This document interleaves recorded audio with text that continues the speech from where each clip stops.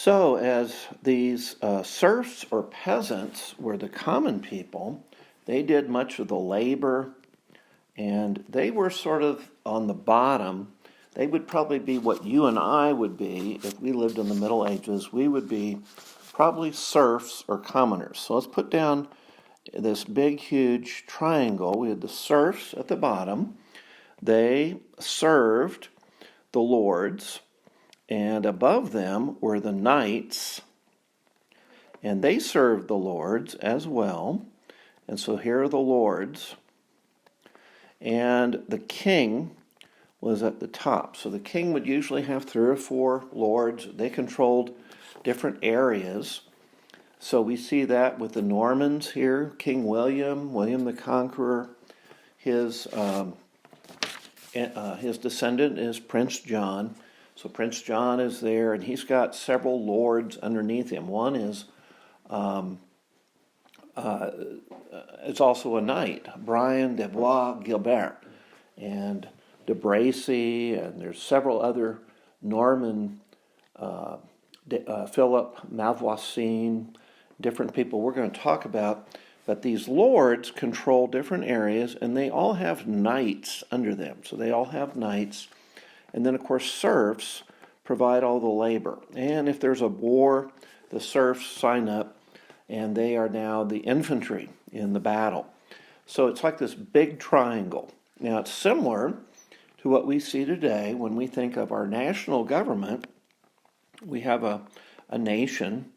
In some ways, it parallels and is very similar to a nation today, where we have a nation. We have the, say, the United States, and below that we have the 13 states originally. Now we have 50. Below the states, in the states, are counties. So the different counties. In New Mexico, we have 33 counties. One of the counties is Bernalillo. That's what Albuquerque is in. Santa Fe County, Torrance County, Valencia County. We've got 33 counties.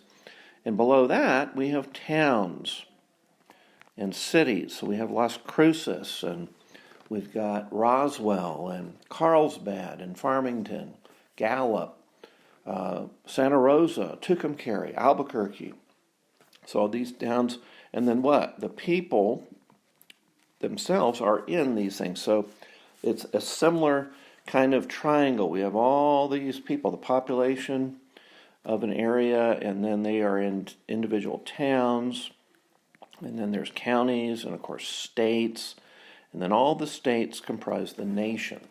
So we have a similar kind of thing. In some ways, our national government, our country, is similar to what we would call feudalism. So I'm going to put down here that the U.S., there are some similarities with feudalism.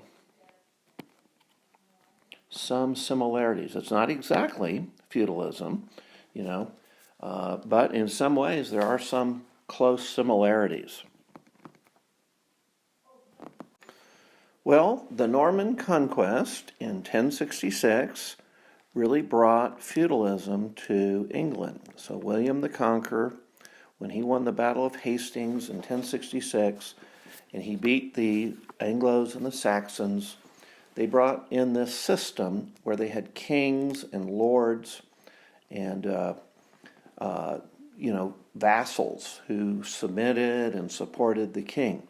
So England had never had that before. Instead, England was really just tribes of different people who were doing tribal government. So the Normans themselves loved power and strong leadership, and they were really into dominating. They wanted to come in and bring in feudalism and the Norman way of life.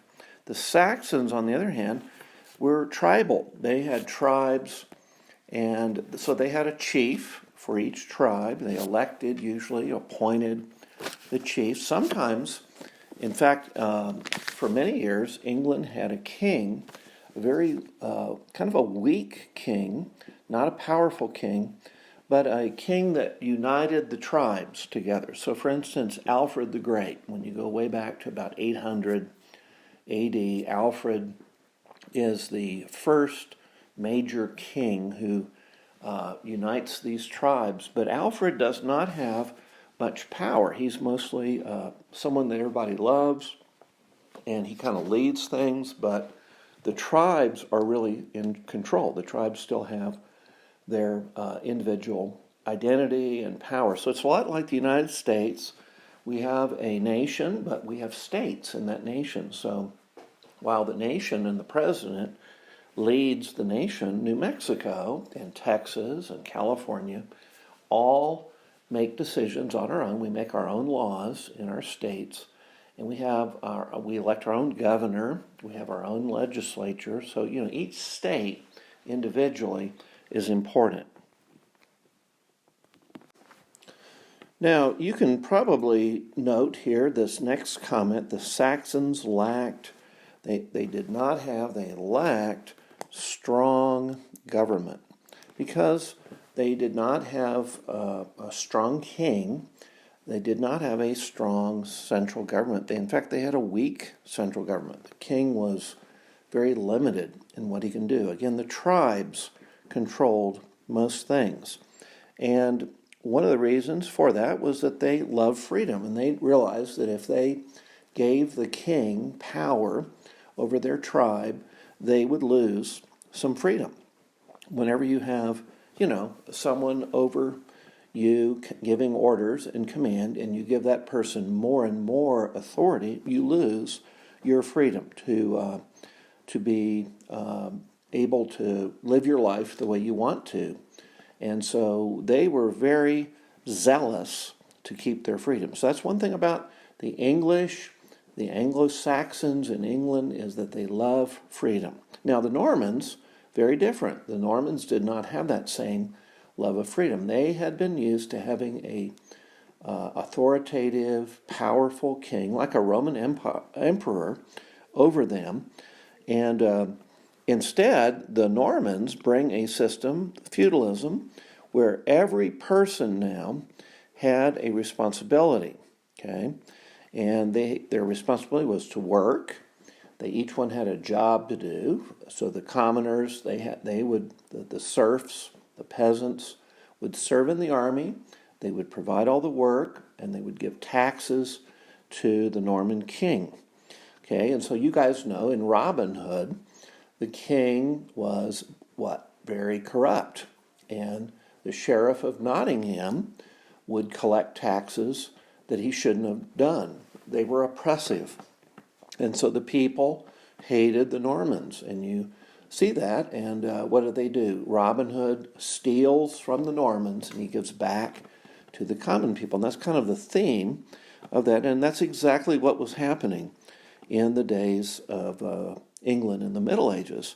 So each person also received benefits from the others. So, for instance, the king benefited from giving the people, or receiving from the people, their work and their taxes, and they would serve in his army. But how did the people benefit? Well, they got protection. So when they were attacked, the king would bring other troops in, and they would repel the invaders.